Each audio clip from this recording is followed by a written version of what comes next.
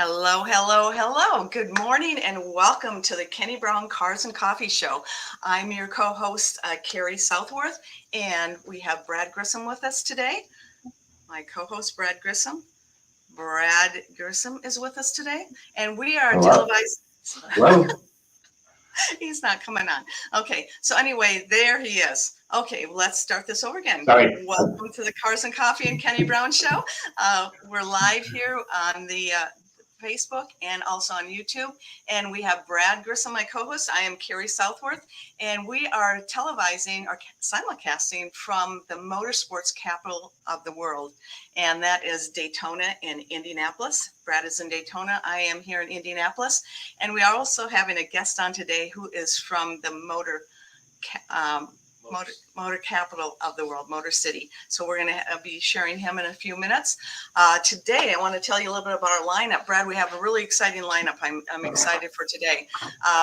Kenny's going to be talking about how to set your car up for the track by measuring your tire temperatures. We also have shop talk, and it will be a quick update on where we are in our tribute cars. That's a pretty cool program we're doing.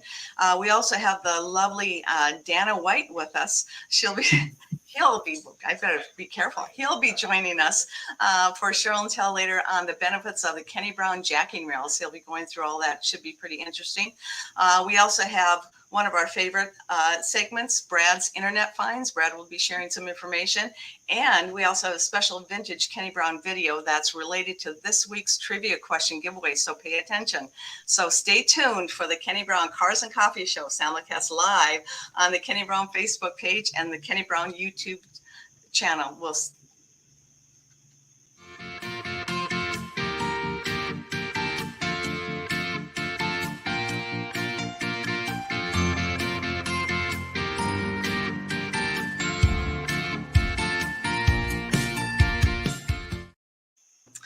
Well, welcome back. Who's in our audience today? We have Jorge who's there. Welcome from Jersey, New Jersey. We also have, who is it from Clinton, Tennessee, Brad? Who do you think that is? Brian West. Brian West. We also have Fox Buddy FX with us. Good morning, Lance. Good to see you here. Calvin Goring, we're welcome to you. We have a great show again. For those of you who haven't joined us before, I just wanted to share a little bit about what's in the background here. I'm trying to put myself on full screen. So as you see over here, this is Kenny's notorious toolbox.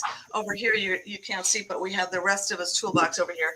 He was extremely proud that he made his living out of his toolbox in his earlier years. He felt that gave him a great level of experience, along with his engineering prowess, to really develop the products and build the cars that he built. And we feel like he has some of the best handling cars in the world, actually. So we just wanted to share that with you.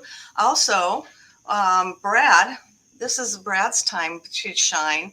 And I think all of us that have been here for a while know exactly the answer to this question I'm going to ask Brad. So Brad, do you have any housekeeping notes for us today? Of course I do.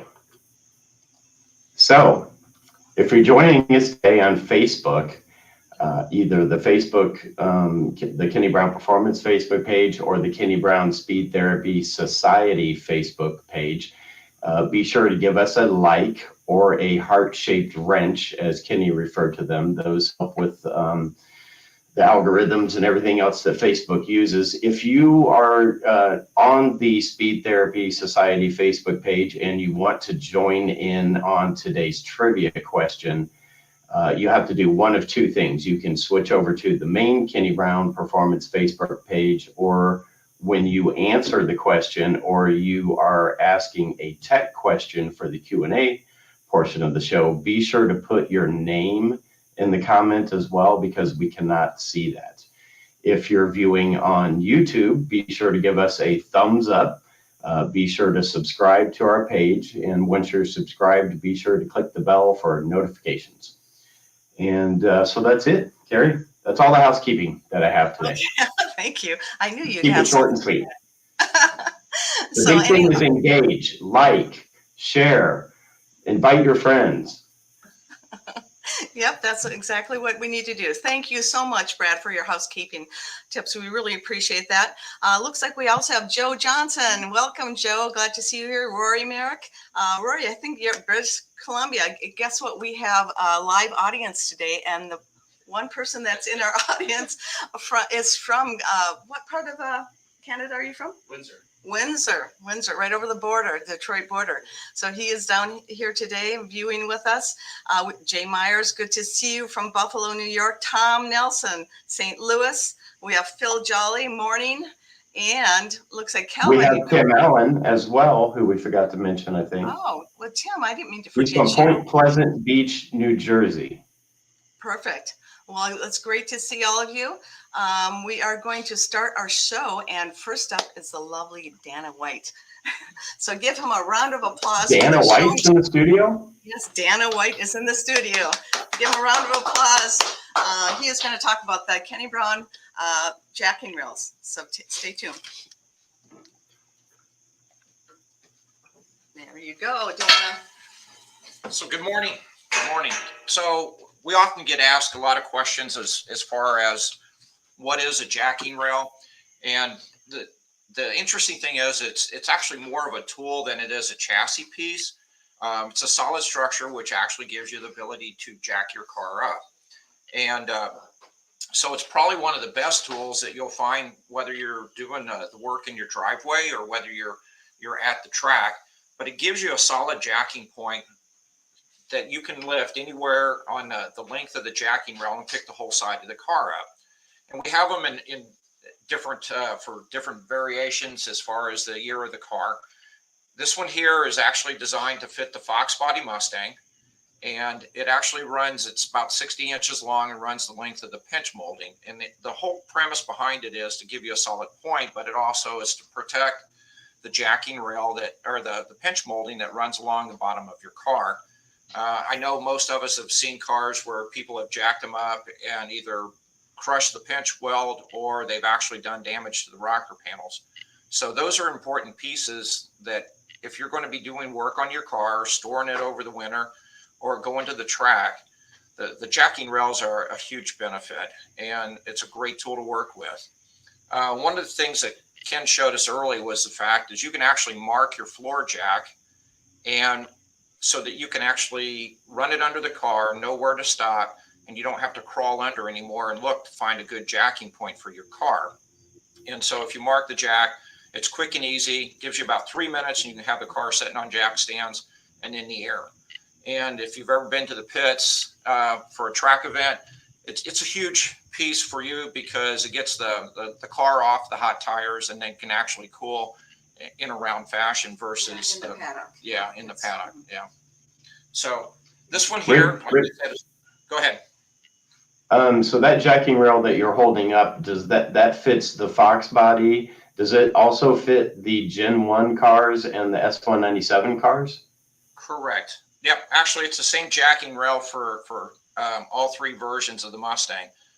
So it tucks in nicely. The neat thing about on the first gen is it hangs down about 1/4 of an inch below the pinch molding, and pretty much any of the cars, they were designed to do that, so that you're actually picking on the jacking rail, not picking on the pinch molding. So it does protect the pinch mold, but it will fit 3 generations of Mustangs. Now the SN95, they actually had trim pieces on the rocker panel that actually had push pins that pushed into the pinch molding, and so to be able to use that and retain the factory pins, Ken designed them so that they actually have the holes so that you can actually push the push pins in, and then we put the serial tag here on the back side of it so that you're not covering it up. And the reason we do the serial tags is, as a customer, it gives us the ability to track when any of our parts were manufactured and essentially the lot numbers as far as when they were manufactured. But it also gives you authenticity as far as a lot of people, as you know, has copied Kenny's program. And so these are the only ones that are going to come with a Kenny Brown serial tag to them. I noticed here on the, turn it around to this side, that They actually are, yeah, I don't know if you can see it, but they have etched in driver passenger so that they actually go on the right sides, because the holes are actually made to fit driver or passenger. But it'll show on here as far as which one it's going to fit. I love the plating that we put on that. Kenny was adamant that we do an OEM plating on this. He didn't want a powder coat underneath the car, so everything we have underneath the car is in a zinc chromate plating. And they actually are plated on inside and out, so they are submerged so that they actually provide plating on inside and out. Now this one here is actually, it's a manufactured, fabricated jacking rail versus just a box tube. So this one actually was designed with a trapezoid design.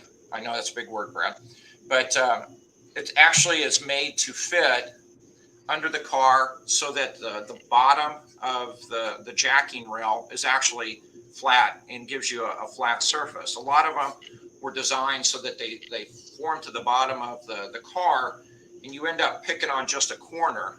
And Ken wanted one that actually bolted in and used the factory hardware and mounting points, but give a flat surface once it was installed. And they actually are driver and passenger specific, but you can see that it's made so that it tucks in nice and gives you a smooth flat surface that you can actually jack the car on. The first gen, the Fox bodies, the SN95s, are all weld-in applications, where the S550 is going to be a bolt-in. And then the value in welding the first gen and then the Fox body and the SN95 in place is you can actually use that for attachment points for adding the matrix brace. And then the matrix brace also attaches to the subframe connector, and that's what creates the matrix brace under the car.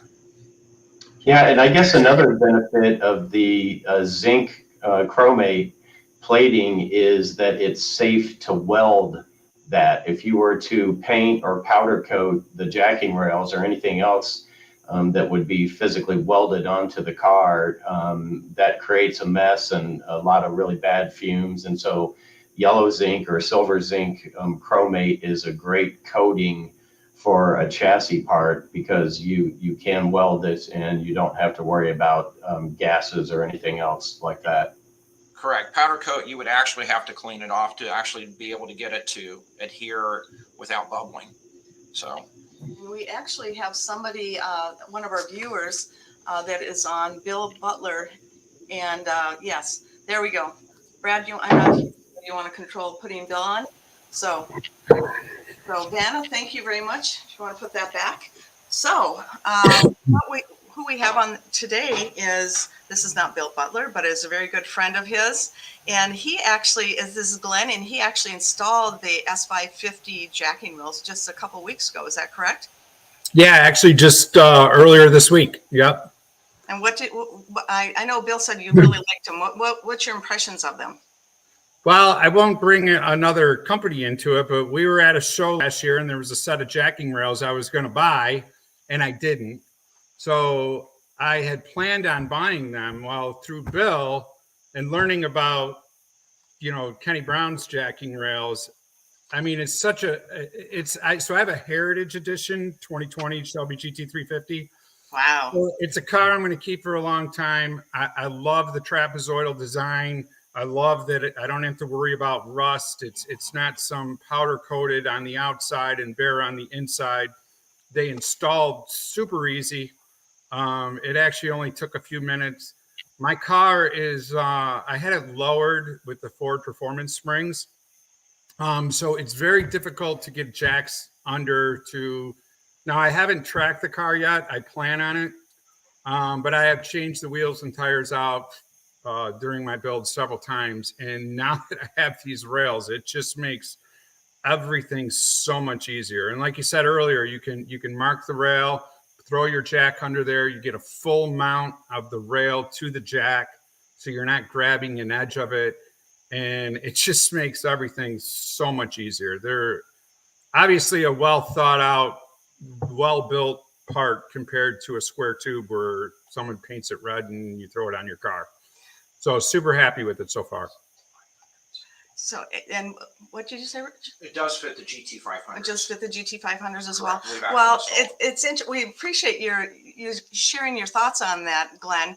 And I want to let you know, Bill, I think I'll have you come on right now as well. So, and Glenn, if you want to stay there, that would be great. I'll be right next to you. I'll be right next to you. Awesome. So we're having Bill Butler on. As you know, he's one of Team Kenny Brown, but he's also putting on the first annual Motor City Fox Fest. And he's going to be telling us a little bit about that. And actually, Glenn and somebody else in the shop there that's the people that are putting on the whole show. So I'm going to let him tell you a little bit about the show, and then we'll go into our next little phase of this. Bill, it's all you. Okay. Good to see everybody. Good morning. You already heard from Glenn Robitaille, and the other gentleman joining us is Brian Deal. And so we make up the team for Motor City Fox Fest. And as I mentioned the last time I was on, in this very garage, I'm in Glenn's garage today. We're working on a car and doing some other things. So we were sitting here talking, and Glenn said, "Hey, why don't we have a show near us?" We were talking about another show down, a couple other shows far away. And so, we got to thinking about it, and let's said, "Hey, let's do it." So, in all honesty, it was Glenn who kind of precipitated the whole Motor City Fox Fest thing. And so he and I, we had a meeting, invited Brian in, and we've been planning. So as of right now, the show is Saturday, July 15th this year at Ford World Headquarters in Dearborn. So we're very fortunate to have this show on a Ford property and to have support from Ford Performance also, and Kenny Brown as well. So that's good too. And so as of right now, we're anticipating 1,000 cars based on our registration. That's incredible. For Yep, our first year event, 1,000 cars. Yep. Wow. So we're really excited about it. And a lot of good things are happening. A lot of really rare Foxes. Ford Motor Company don't know yet. It's going to be a surprise, but they're working on supplying some cars that they own. And we have a lot of, for example, the first serialized Fox Mustang 0001, which is a 1979 Ghia, a notchback. So one of many cars, and I'm hoping to be able to. We're working on this as well. Maybe even have a Kenny Brown car. So yeah. I don't know. So we'll see what we can do, because Kenny had some amazing cars, and I know there's still some tucked away in the stable. So what other questions, Cari, can I answer for you about? I just think it's interesting. It's Ford World Headquarters. I bet there's going to be a lot of Ford execs there. Are you anticipating that? Yes. Yep. Now, obviously, since Ford Performance will be there, and so I guess the kind of word is, because it's on a Ford property, we're a first-time show. What I've been told is that a lot of eyes are going to be watching us to see what happens, and what the outcome is. I mean, we're planning on having it as an annual show, and so there will be, from what I heard, there will be a lot of Ford engineers, Ford employees, also Ford Performance. They're going to have a display there as well. So a lot of Ford Performance employees will be there. But I'm anticipating that. And believe it or not, as far as even the new stuff, S550, even into S650, a lot of people have them. But it's surprising me how many Ford employees have a Fox or an SN95 or a New Edge tucked in their garage, and have expressed interest, saying, "Wow, this is really cool," because what we're doing is, you say a Fox show, so people think, 78 is, the introduction of the Fox chassis with the Fairmont and the Zephyr, but our show is from 1978 to 2004, because according to our friends at Ford Motor Company and Ford Performance, the Fox chassis is to 2000 all the way through 2004. So SN95 and then into the New Edge cars. And so we're inviting everybody who has one of those cars to join us as well. And we're super excited about everything that's happening. Well, we're so excited for your show. And again, I can't believe your first annual, and you're anticipating 1,000 cars there. I mean, where else to have it besides Motor City and on Ford World Headquarters? So that is great. Go ahead. So Bill, I have a question for Brian. He has an interesting last name. It's Deal. Are you any relation to David Deal, who was a Don't Ford believe so. employee? Okay. Nope, I don't think Okay. so. I do get that occasionally. So if I may quick, both these guys are also enthusiasts. Besides the GT350 that Glenn mentioned, he's got a 2020 Heritage Edition, which is beautiful. And Brian has a 1991 former South Carolina Special Service Package Notchback SSP police car that was used in service. And Glenn also owns an 89 Celine Mustang. And then one of my favorites, he has a 1985 ASC McLaren Capri. Oh, cool. And so they're Fox guys as well. So that's, they have a passion for the cars as well. That is great. Bill, we appreciate you coming on today and sharing this with everybody. So all you Fox Body guys, or even if you're just a Mustang enthusiast, make sure you show up for the show or bring your car. We're really excited about it. One more thing about Bill. Bill is our on staff are Fox Body experts. So if you have any questions on Fox Body, make sure you call in or send us an email, and Bill will be able to help you on that. As you know, we've talked about this before, and many of you that have communicated with us in any way, you know that we have a very strong staff, technical staff, and that's why we offer 15-minute consults to answer any of your tech questions or help you with the build plan. So Bill is one of our main guys on the Fox Body platform. So thank you, Bill, for stopping in today. And Glenn, we really appreciate you sharing your thoughts on your jacking rails. My, I forgot that word. So anyway, take care. Have fun getting your cars ready for the show. Take care. Thanks for having me, Cari. Bye-bye. Thanks. Have a good day, guys. Bye-bye. Bye. So. Okay. So we've got some great comments, Cari. We've got some new people that have joined us. Tim Allen made a comment during the Jacking Rails show and tell that he can't believe he has had his Mustang. He has a Fox Body Mustang for 28 years before having the KB Jacking Rails. And he didn't know they existed before that. But of course, he learned a lot in the Academy because he is a Speed Therapy Academy alumni member and a loyal follower, and we always enjoy our time with Tim. We've got Phil Jolly, who also commented that he's heading up from South Carolina to the Motor City Fox Fest on Tuesday morning. He's coming to, it sounds like he's coming to Indianapolis. I think I got that wrong. And so Fred Fancher, he's joining us from Louisville. We have Eric Lehigh from Oskaloosa, Iowa. And then Joe Johnson asked the question, will there be a new Dark Horse Mustang at the Motor City Fox Fest show? And I'm sure that if Ford has anything to do with the show, which it sounds like they do, that there probably will be a good selection of the S650 Mustangs on hand as well. Jorge says he's going to bring one of his cars to the show. Yay. And then Tim has a really nice comment as well. I'll let you read that one if you can see it. Actually, I'm why don't I read it afterwards, because I'm on a different screen ready to play the video, which you're going to announce what Kenny's talking about today. Okay, so this video is interesting. So the reason why I wanted to play this is because we actually had a question from a gentleman who purchased a pyrometer from us, and he didn't really know much about tire pressures or temperatures. He's gathering the tools that he needs for track season this year, so he can start collecting good data and get good information or feedback from Rich or myself, who can help you with tire pressures and temperatures. And so I found this tech video that Kenny had done on a previous Cars and Coffee show, where he explains tire pressures, temperatures, kind of gives a quick overview of the tools. And I don't know if Cari's ready to play the video or not. If you are, just let me know. We can add it to the stream if it's in the studio already. Yeah, why don't you add it to the stream and I'll click the button. Okay.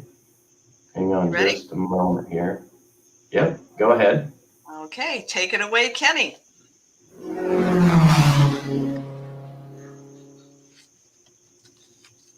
Tire pressure is really, really important. This is for a track day or anything else. The only way to do it is to get a barometer. And luck would have it, I've always got one handy because we talk about tire temp pressures a lot. You need to get yourself a barometer. I'll get this plugged in. Okay. You need to have one that's got a, you can see the little probe. It's itsy bitsy teeny little probe. There it is. Because what you want to do is we want to get, this is one we use because I like these because the numbers are really big and easy to read, even in the sun. The only way to really do it is you want to check your tire temperatures.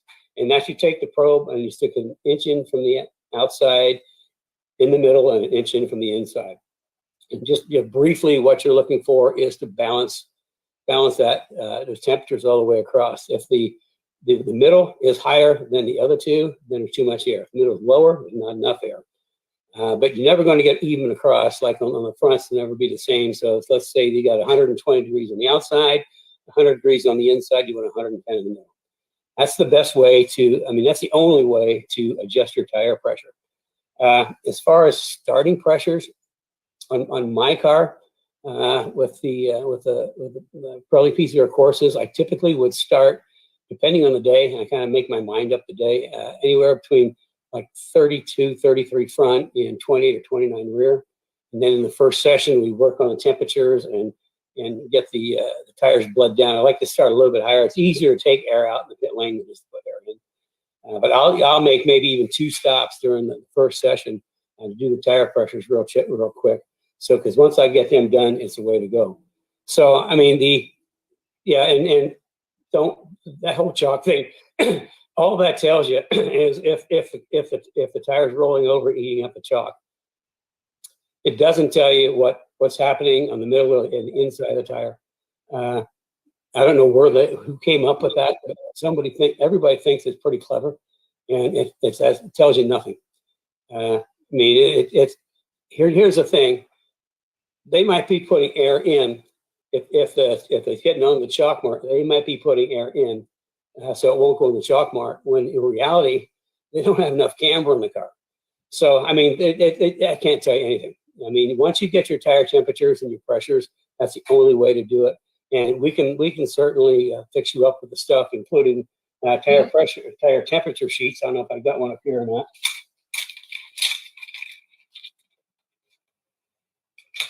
I do. We've got these little handy dandy tire temperature sheets that we can get you fixed up with too. And if you want to know more, just set up a 15-minute consult. I mean, I do these 50-minute consults to help people with tech questions that might be a little more difficult to answer in Cars and Coffee. So if you want to know more, set up a 15-minute and I'll talk through it in more detail to help you get your tire pressure. Well, okay, there we go. So a couple of things that I want to mention following this video. If you need help dialing in your car, particularly in terms of pressures or alignment settings, which could be changed based on your tire temperatures, you need to be sure that you're taking all of the data that we need to help you. So we need your tire pressures on all 4 corners. We need your starting pressure and we need your ending pressure, or your hot pressure. This is the pressure of the tire when you get off the track. We need all of your tire data, and we need the data from the outside edge of the tire, the middle of the tire, and the inside edge of the tire. And we need those on all 4 corners. Cari's holding up a tire evaluation sheet. You can purchase tablets of these sheets online. You just go to our merchandise section, or you can go to a track gear section, and you can purchase those. I think there's 50 sheets and a tablet, and they're incredibly useful tools. They allow you to record all types of data about the car, and then they give you the areas to insert or write down what your tire pressures and temperatures are. And so you'll fill a form out that looks like that. You can scribble it on a cocktail napkin. You can use the official Kenny Brown form. It doesn't matter, but we do need, a lot of data from you.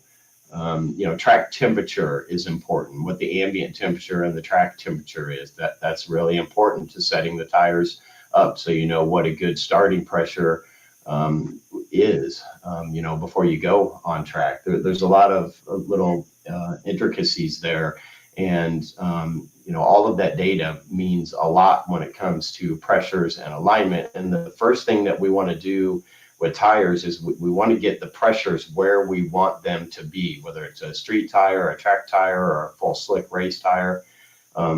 These tires are all pretty pressure sensitive, and they have an operating pressure that they prefer to work at. And then once we get that dialed in, then we can start fine tuning the alignment, whether mostly in terms of caster, sometimes in terms of toe when we're really getting down to the nitty gritty. But temperature tells us a lot about tire. But if the pressures aren't correct on the tires, then a lot of times you can dial in too much additional camber or take too much out.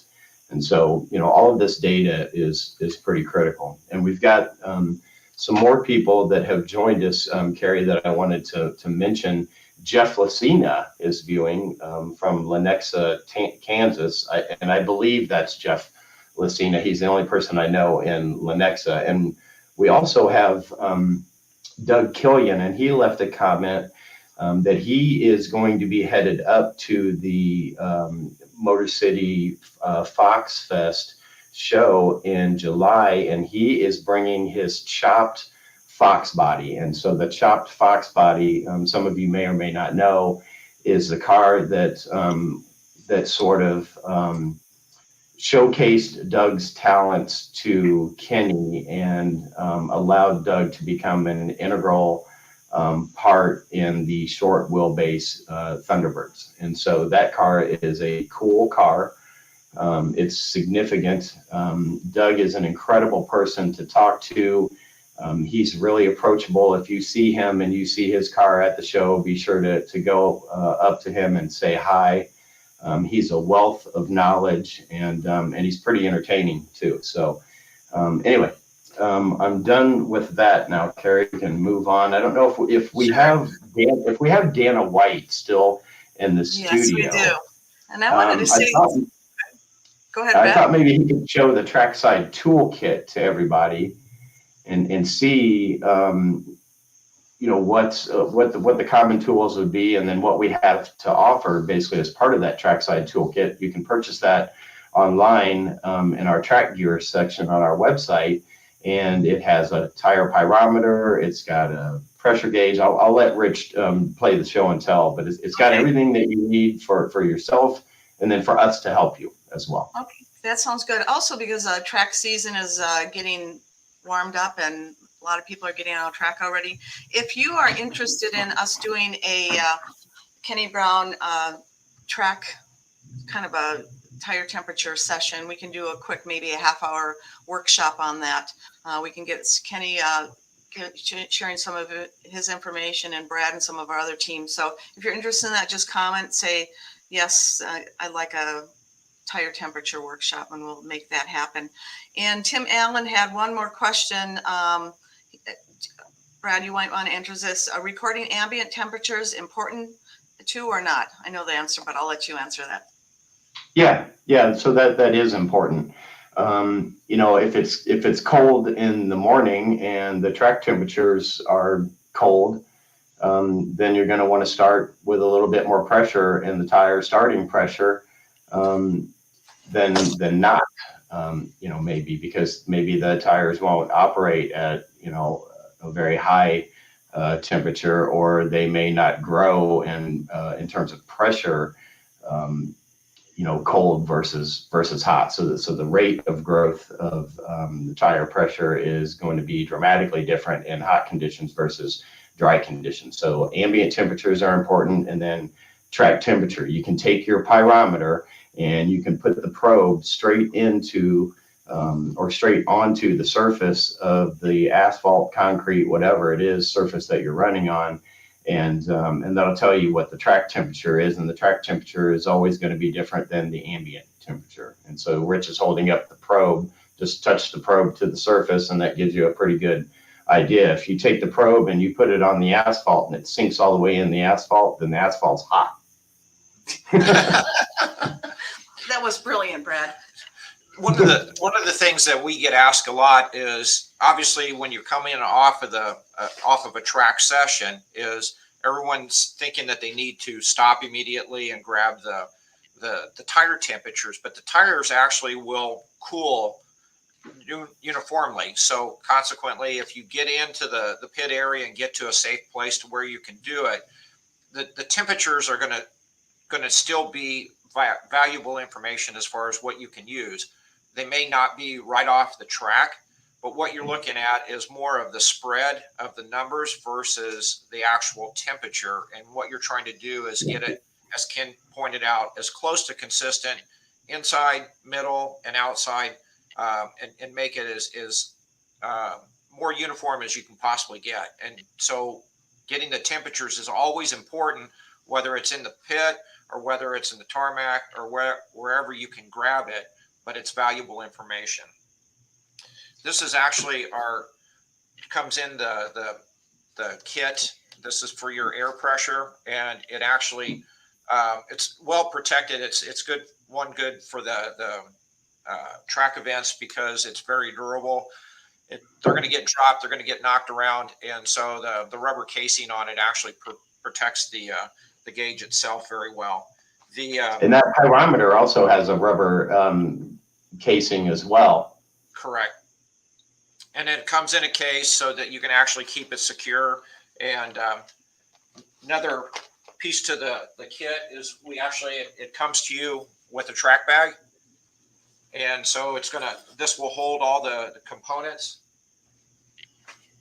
And then to make it easy while you're out in the pit lane, you have a folder that you can keep your tire temperature sheets in and keep those up to date. And Kenny always a very big proponent for take these sheets and hole punch them and put them in a 3-ring binder. And then that way you can keep your notes available for when you're out on track. And then you can always go back to those, and it gives you your starting pressures of where you were the last time, provided that the ambient temperature was somewhat consistent with what you were doing. Cool. Brad, I see a few more. Are there any more other questions related to? Well, Tim left a comment that he'd never thought about the track temp. And so, yeah, that's important. But let's see, Boss 302, he has a pretty good question. He says, what's a good tire for a dual purpose S197, meaning track and HPDE? And so a couple of different things. If you're driving it on the street a lot, then you're going to want, if you're driving it on the street a lot and you want to be able to take it to the track occasionally, a good tire to look at would be something like the Michelin Pilot Sport. There's a few variations of the Pilot Sport, and there's a Pilot Sport Cup as well, but that's more like a race tire.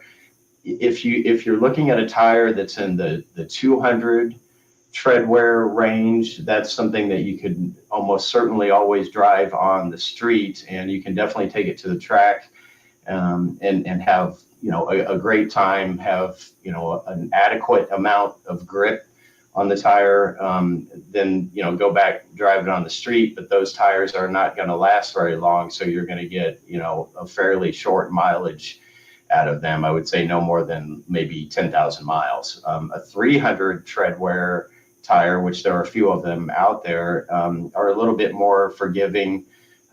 You can also dual purpose those, but if you're not running something in the 200 or 300 tread wear range, then the cost of the tire is going to be incrementally higher because you're going to want to run the best quality tire you can. And so that puts you into the Michelin category, Pirelli P0, not a P0 Nero, but say a P0 Corsa or a standard Pirelli P0 tire is a good tire. There are several of them out there. Continental has a pretty good tire. The Conti Contact, I can't think of what the name of it is. So, something that's dual purpose, you're going to want to spend a little bit more money and get as high a quality tire as possible. There's going to be a lot of cheaper alternatives out there, but your wear and your grip levels are going to not be, up to par with a quality or a premium tire. So hopefully that helps. Dana, before you go away, and I'll have to get Cari in here to get me back on script. Let's see where you at. There you are. You're right on script. Here we go, Dana. Do you want to show, as many of you know, we give away every week we give away a giveaway for answering a trivia question. And this is our gift this week. It is a Kenny Brown windshield banner. Dana, can you show it? Yes. So, and this one's in silver. That way it stands out very well. And we are giving away one of these today. Yeah. And guess what else? We're giving it away to everyone in our studio audience. So that's going to be a lot of emails with a lot of addresses. So anyway, we in our studio audience, thank you, Dana. Appreciate it. AKA Rich. Also, we have it's Alec Marin. He is in our audience. He's a longtime Kenny Brown customer, does track events. What have you done to your car? Do you want to come? You want to bring him on? Yeah, I'm going to bring him on if he doesn't mind. Sure. Okay, now we're really going to have to, you're either going to have to duck or go up. Here. Yeah. There we go. Okay. That's perfect. You can stand up. Yeah. I think I adjusted it. Good. Well, good morning, everybody. So as Cari mentioned, longtime fan, first time.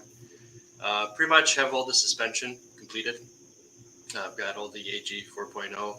The jack and rails that were discussed earlier are fantastic. Part of the reason I'm up here is to get some work done on the front struts.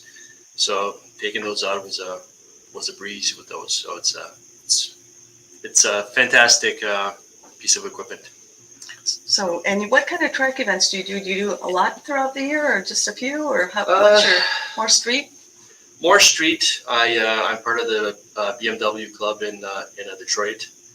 So I'm one of the few Mustangs in the BMW club. Okay. But I do a couple of track events with the club as well as just open track. So usually about maybe 4 or 5 a year. So we didn't ask what kind of car do you have?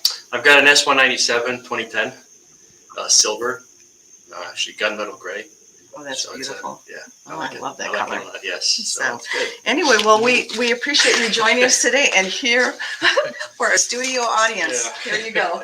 Kenny Brown. Thank you very much. Thank you. Sure. Thank you for coming by today. We appreciate it. That was kind of fun. So anyway, we're gonna talk a little bit about the tribute cars. We're just gonna talk briefly, and then we're gonna get into Brad's internet finds. And I think we're probably running long. Is that right? What time is it, Brad? 4:43? Yeah. Okay. We're on schedule, so we won't do as many internet finds today, Okay. but I've got 2 or 3 good ones. Okay. Okay, great. Well, I just mentioned real briefly the tribute cars. If many of you have been listening to us, you know that we are building Kenny Brown tribute cars, the iconic cars from every platform that Kenny built.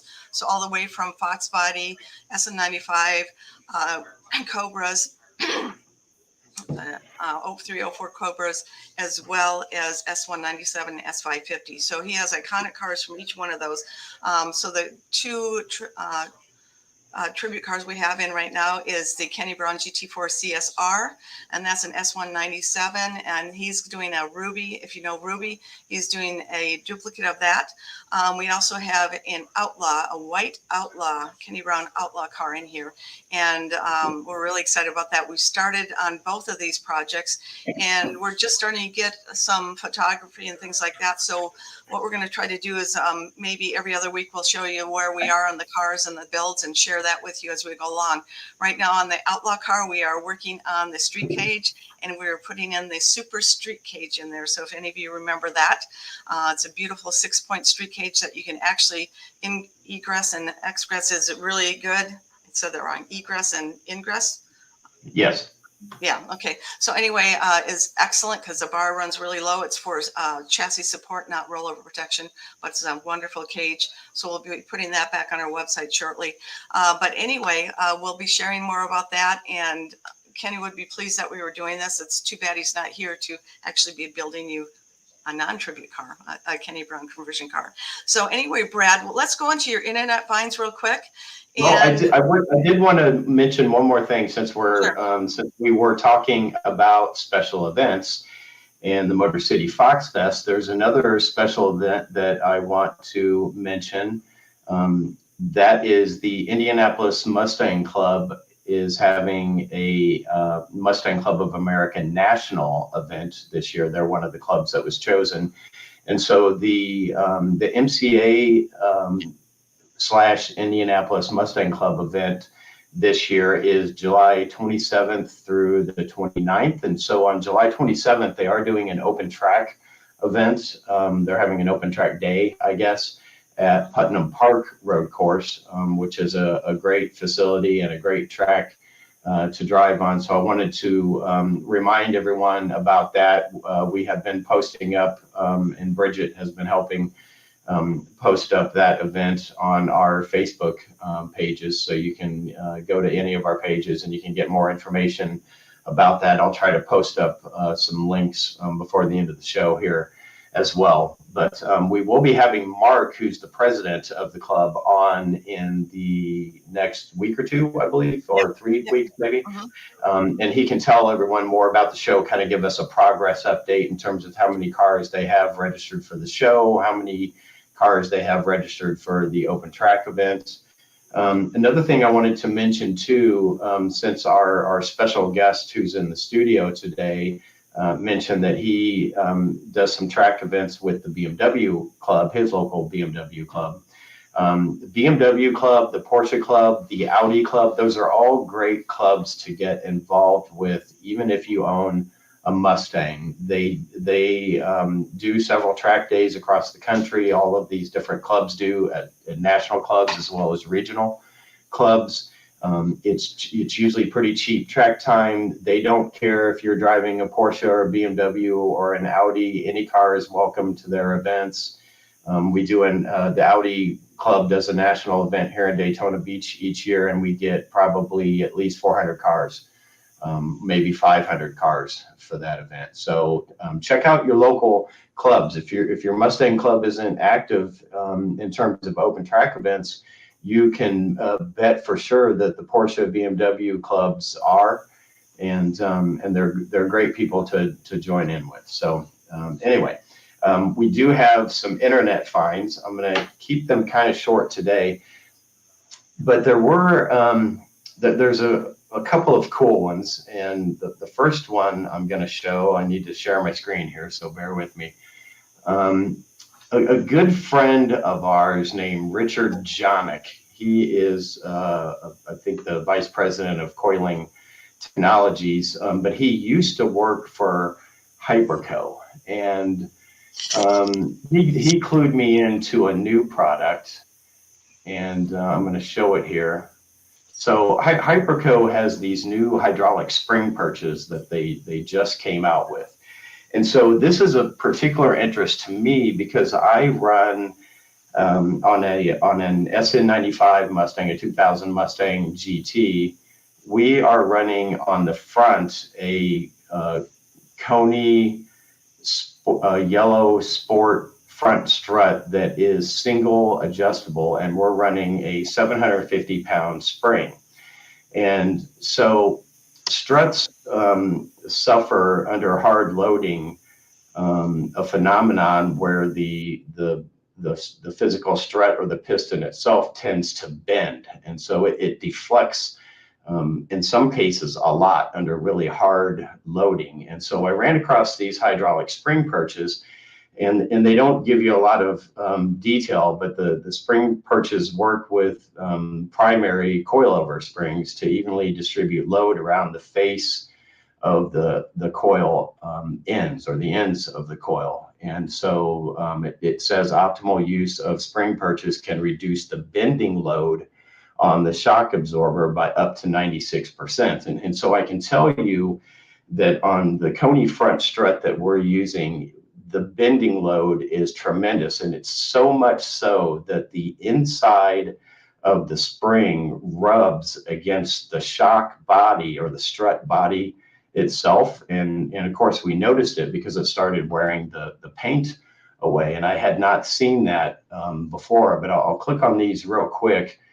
That they're available in most of the common diameters. So 1.875, which is quite small, 2-inch, 2.25 inch, and 2.25 inch as well. So I think on a lot of the Kenny Brown shocks, we're running 2-inch or 2.5 inch springs. So if anybody has this phenomena that I'm experiencing, this looks like the hot ticket to fixing that. So it keeps the spring seated fairly squarely in the assembly, and I think that it's worthy of sharing this. You can just go to the Hyperco website, hypercoils.com, and you can learn more information about that. So I'll stop sharing. That is a really cool piece right there. And then so the next thing that I wanted to share is for the big horsepower guys. Everybody knows I'm like really super into making lots of horsepower. So I'm going to share this that is a new product I ran across. If I can find it here. This is T1 Automotive's new brushless fuel pump kit. And so this is really cool because this is a fuel pump that could be used in most or any really modern day Mustang. It's an in-tank brushless fuel pump. Brushless pumps have been used by General Motors for several years. They're one of the first companies that really started using brushless fuel pumps in just about everything. And brushless fuel pumps do have a little bit of a drawback in terms of voltage or sustainable voltage. And so they were great factory pumps, but now the aftermarket has kind of taken brushless fuel pumps to a whole new level.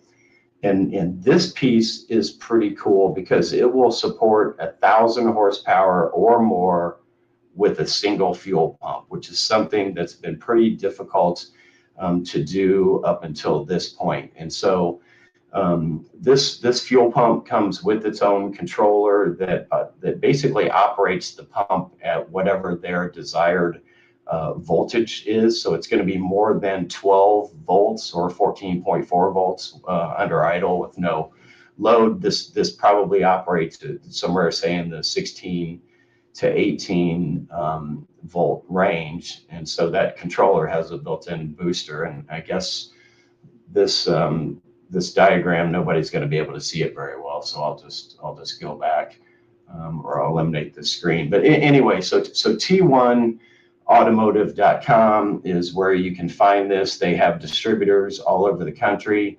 And so, you know, one in-tank fuel pump that's capable of producing 1,000 horsepower is cool, but the even cooler thing is that you can make 2,000 horsepower with 2 pumps or 3,000 horsepower with 3 pumps, depending upon what type of car you have and what type of fuel system and fuel hat accommodations you have. So again, that's very, very cool.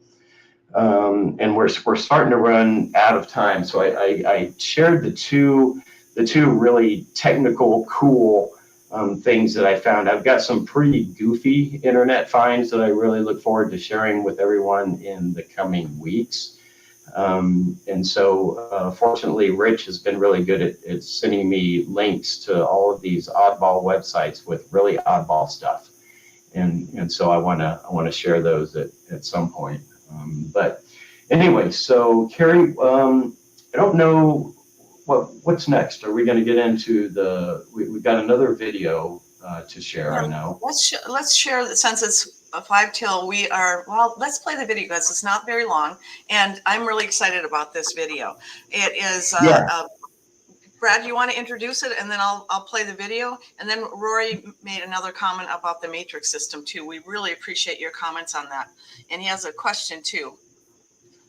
Yes, so. He does. So we'll get to that. So this video, I ran across this. This had been posted on our YouTube channel a long time ago, and I'm hoping that we have the right video called up for this. But it's a video that Motor Week television did, and Motor Week. I think Kenny was probably one of Motor Week's favorites because they loved to review his cars and they loved to work with him. And so I ran across this video. I kind of forget about it. We've got a couple hundred videos at least on our YouTube channel, but this one was a really cool video, and so I wanted to go ahead and share it with everyone today. And it kind of leads into our trivia question too. So Cari, you want to go ahead and play the video, and then we'll move on to the trivia. That. So I think pay attention. I think the trivia. Let me add it to the stream here.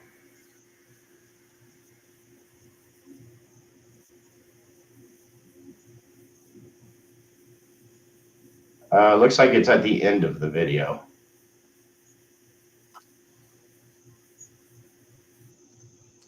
Okay, let me get back. I'm playing it and it's at the beginning. So.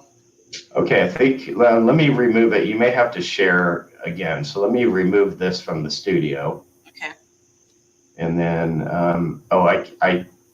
I can't make it go away. So you'll have to go. Okay. Let me get in there. It wouldn't be a Cars and Coffee show if we didn't at least have some technical difficulties. No, we do. So just for so you. While Cari's getting the video set up, we did have a comment from Rory, who is viewing today from British Columbia. He says, I can't stress enough the matrix system is very well done and mates to jacking rails, but is made to be used in conjunction with Kenny's subframe connectors, which are of a low profile design. So if you have a larger style subframe connector, you may need to modify it a little bit. My Fox happen to have the longer and larger subframe connectors already installed. And so the beautiful thing about the matrix brace itself is it is designed to be used with different subframe connectors from another manufacturer. We also build them a little bit long in terms of the struts that mount to the jacking rail itself. So this allows us to compensate for variances in the car because the manufacturing tolerances on Mustangs, particularly in the early days, were pretty loose, to say the least. So this gives us the flexibility to have a part that fits everything. It's trimmed to fit, so it's a custom installation, and then you can modify the matrix brace. You may have to cut a tab off, or you may have to shorten the length of a bar or something like that to fit with a different style or manufacturer subframe connector, but it can be easily done, and that's why we manufacture it that way. And so it looks like you've got the video up now, Cari. Yep. And so I love this video, so let's go ahead and get it going. Cool. Give us some thumbs up, guys, if you like this. It's a pretty awesome video, like Brad said. Here we go. Market tuners, the cars from Kenny Brown Performance are held in high esteem by the Motor Week staff, especially his stable of tweaked Mustangs. So when Kenny called to see if we would be interested in ringing out a couple of his newest ponies at Virginia International Raceway, we jumped at the chance. Needless to say, we weren't disappointed.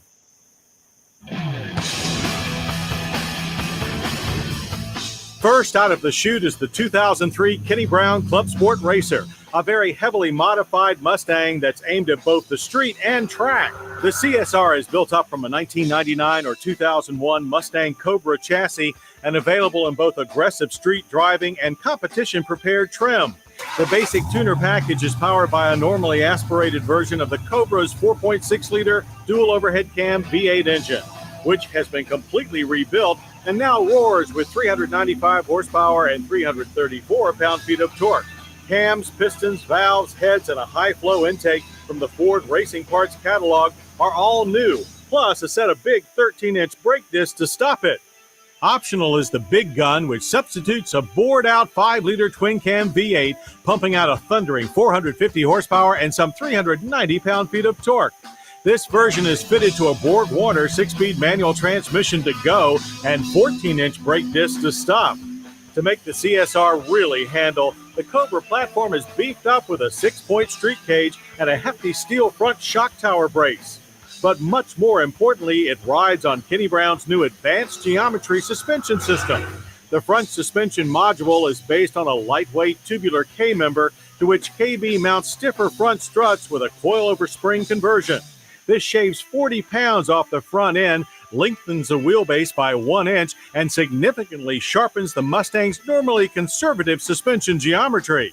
The rear suspension module consists of new upper and lower control arms mounted on the Cobra's rear carrier, as well as KB's coilover spring shock conversion and adjustable sway bar end links. The weight savings in the rear is 44 pounds over stock.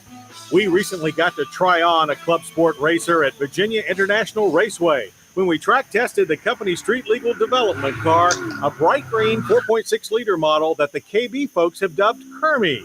But unlike its cute Muppet namesake, this Kermie is a monster. Throttle response from the hopped-up Ford Racing V8 is immediate, pinning you to the seat. But its smooth, linear delivery is quite unlike the frantic pull of the standard Cobra supercharged engine. Power flows like a hurricane throughout the rev band. But as always, it's taking the corners that count, and that's where the Club Sport Racer really displays levels of agility far beyond that of the factory Cobra. Handling is far more balanced and neutral, though there is still a trace of the stock car's mid-corner push. The reduced suspension weight is mostly felt in left-right transitions, where the car literally dances from side to side, yet keeps the sticky racing slicks firmly planted on the pavement. Steering response is instantaneous and precise, allowing you to place the car exactly where you want it on the track and catch the inevitable rear-end slide when you're too heavy on the throttle. All in all, it's a quantum leap forward, reaching levels of balance and precision that we had thought to be beyond the capabilities of the Mustang chassis. Unfortunately, with a price that ranges from $55,000 to $75,000 beyond the price of the stock Cobra, the Kenny Brown Club Sport Racer is clearly a dream car for most Mustangers as well. But take heart, because every component can be individually purchased, allowing fans to build their own CSR one piece at a time. Or you can opt for the second new Kenny Brown Mustang, a real performance sleeper known as the 3.8 Special. This is KB's response to V6 Mustang owners that want a tuner car that remains insurance and daily commute friendly. To the stock pushrod 3.8-liter V6, KB adds his own high-flow dual exhaust and low-restriction air filter, good for 205 horsepower and 233 pound-feet of torque. 3.8 Special buyers also get a close-ratio sport shifter, beefed-up sport suspension and complete chassis reinforcements, and 17-inch alloy wheels, as well as slick carbon fiber look interior trim and special 3.8 Special exterior graphics. The power increase is good for 0 to 60 of 8.5 seconds and a quarter-mile run of 16.6 seconds at 85 miles per hour. The engine revs freer and is far more responsive than stock, while the sport shifter offers shorter throws but a notchier feel. Our handling tests reveal a noticeable decrease in understeer with quicker turn-in. Without a doubt, the 3.8 Special is much more balanced and forgiving at speed than the stock V6. A great upgrade for a mere $5,350. You can pile on extra features and expense, but you can't beat the value of the basic 3.8 special package or the fun of driving a Kenny Brown tuned Mustang. Choose the Club Sport Racer in either street or competition trim, and you'll get a mind-boggling pony that rewrites the rules of Mustang performance.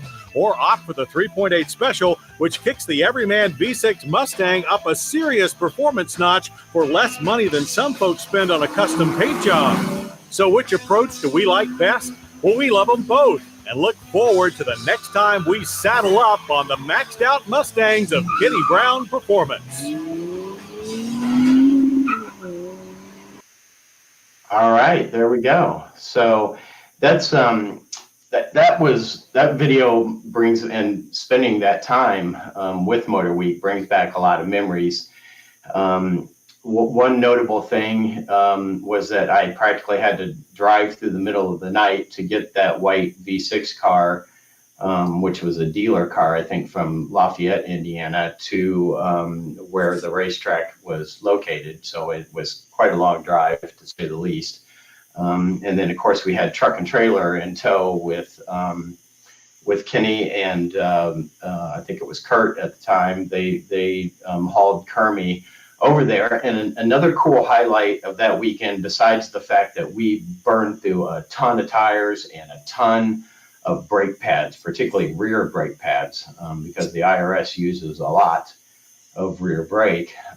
We also had Spencer Pompelli, who was driving with us that weekend. And so Spencer Pompelli and another kid at the time, I would call them, Andy Lally, the both of those guys had driven several Kenny Brown Mustangs, but Spencer Pompelli lived in the area, and we'd worked with him as a pro driver for years. Kenny always had pro drivers in his cars, and we would get great feedback from some of these guys. They noted in the video that Kermit, or the Club Sport Racer, had a little hint of mid-corner push, and so mid-corner push is something that's kind of a little bit built in. The one thing that Kenny did with his suspensions is he would never give you a suspension that was right on the ragged edge in terms of grip and handling and prowess. Kenny liked to keep his suspensions a little bit forgiving, and a little bit of mid-corner or even a slight corner entry push is actually a good thing, because it helps to keep the driver safe. It helps to keep them out of trouble, on track, and then they can work up from there. And as they gradually improve their spring rates, they can get rid of some of that push. There's various different ways that we can do that. But typically on media cars, we would set them up with a little hint of mid-corner push, because you never knew who was going to be driving the car. And it was always a built-in safety factor for Kenny to make sure that they had a good time on track, but they brought the car back in one piece. And so, you know, a lot of times editors would make comments, you know, like that.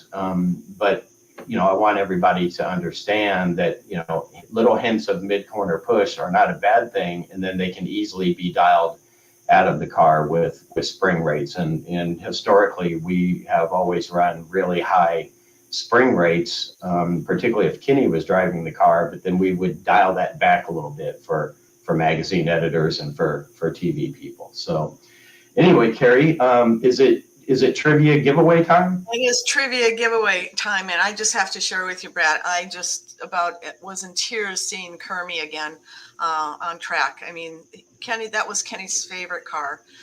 He loved that car, and he put many, many miles on it. We did a lot of charity rides back in the day. In fact, I don't know if I've shared with you this or not, but we did a lot of things with SVT Performance, did a lot of track events, and Kenny would always do charity rides. Anybody could get in for $20, I think it was back then. And at the same time, the Ford GT was there. They were just introducing that. And what was really interesting to me is the line for the Ford GT was like maybe 4 or 5 deep. Our line was like we couldn't even keep up. There were so many people in line waiting to get a ride in Kermie and with Kenny. So he gave them good rides though. But anyway, let's get on because we're a few minutes late. So what you get today is whoever wins this windshield banner, and this is a pretty cool deal. You can also purchase them online. I think they're like $20, but it's a really nice thing to have either for your car, your windshield, or your toolbox, or wherever you'd like to put it. So Brad, do you want to start with a trivia question? Yep, I do. I just need to share my screen here real quick. And so today's trivia question is, we're going to do the same thing that we did the last live show. We're going to do a name this racetrack. And so let me show it here. Okay, here we go. So we need you to name this racetrack. And I can't see in the comments. Okay. I will check in the comments. Don't you have a little more information on this? Is this name this track? It's where Kenny and Motor Week filmed with Kermie. The Kenny Brown 3.8 special. So that should be it. Yep. So this is the track where we did the testing on the Club Sport Racer and the 3.8 special. It's a long track. It breaks into two configurations. There's a north track and a south track. And if you look very closely at some of the names of the corners, you have NASCAR Bend, you have Left Hook. NASCAR Bend is appropriate because this track is one of the very first racetracks that NASCAR ever had a road course event on. And this dates back to, oh gosh, maybe the 70s. And then there's South Bend, and then there's the famous Oak Tree, and then Roller Coaster and Hog Pen. So anybody who's ever been to this track pretty much knows right away exactly what it is. Yep, we have a winner. We had a winner right away. Jorge is the winner. Congratulations. Jorge, why don't you get in touch with Rich, and he will get that windshield banner off to you right away. We also have Tom Nelson, Fred Francher, Jorge spelled it out, Virginia International Raceway, which is a good point. Joe Johnson, and we have a Facebook user. I can't see the person's name that said VIR from Facebook. So good. Yeah. So this is an interesting track. It was one of Kenny's favorite tracks to drive on. We did an event with I don't know if it was Track Time Driving Schools or maybe it was an SVTOA event, but I know my wife has very fond memories of her ride with Kenny at VIR because we had an issue with a banjo bolt on one of the rear calipers, and Kenny lost the brakes completely about halfway into the first lap. And of course, he just kept on driving as he sort of felt out whatever the issue with the car was. And at one point he looked over to my wife and said, "We have no brakes." and so, I'm sure that scared her about half lifeless. Well, she tells some stories. So yeah. So there was a lot of fun memories from VIR. If you haven't been there, it's a great track to go to. As I said earlier, a little piece of trivia was Virginia International Raceway was one of the first tracks where they ever had a NASCAR road course event, and this is way back before it looks like what it does now. The other track where they did a road course event for NASCAR was in California, and it was called Riverside, and I believe Riverside is now since gone, but that was another fun racetrack. And then so there was a third oddball track where NASCAR ran a road course event, and virtually nobody knows this, but Indianapolis Raceway Park was a NASCAR venue. And Indianapolis Raceway Park, they have a drag strip. Obviously they're known for that from the US Nationals. And then they also have a circle track there as well. But Indianapolis Raceway Park has had a functioning road course for most of its life. And we ran some SVTOA events at the road course there. We also did a lot of testing at Indianapolis Raceway Park on the road course. We did work with Auto Week. We actually did the test for the Mercury Marauder was done at Indianapolis Raceway Park, both on the road course and on the drag strip with Brandon Bernstein, who was our guest professional driver for that TV show, and he did all the drag strip testing. So some cool, fun trivia there for everyone. So anyway, I think we're getting close to the end here, Cari. We are. We are. I'm going to end this with a quote from Kenny. I think I'll start ending the show with this because I think was very heartfelt and written by him. He says, "My life's mission and purpose is to help more people like yourself enjoy their car lifestyle by sharing the culmination of my lifetime of experiences in professional motorsports and the high performance car building arena, helping you maximize your driving experience." I mean, he was all about helping people. As many of you know, many of you have talked to him with all the workshops we do and the Speed Therapy Academy. He wanted to share his knowledge. So with that, the next 2 weeks, we're not sure if we're going to do a live show yet or a replay, but if you're new to the program, we usually do a live show and then we play Kenny Brown encore presentation and he teaches a lot in those. So it's every other week. The reason I say that next week would be the encore presentation, and the following week is Mother's Day, but I'm going home to Minnesota to see my mother. So we'll figure out if we're going to do one live from Minnesota or if we're going to do another replay. But stay with us. We got a lot of cool things coming up this year. And Brad, I want to say thanks for helping out. It was a fun show today. Yeah, anyways, thanks everybody for joining us, and we'll see you live on Cars and Coffee at 10 a.m. every Saturday morning. Goodbye, everyone. Bye.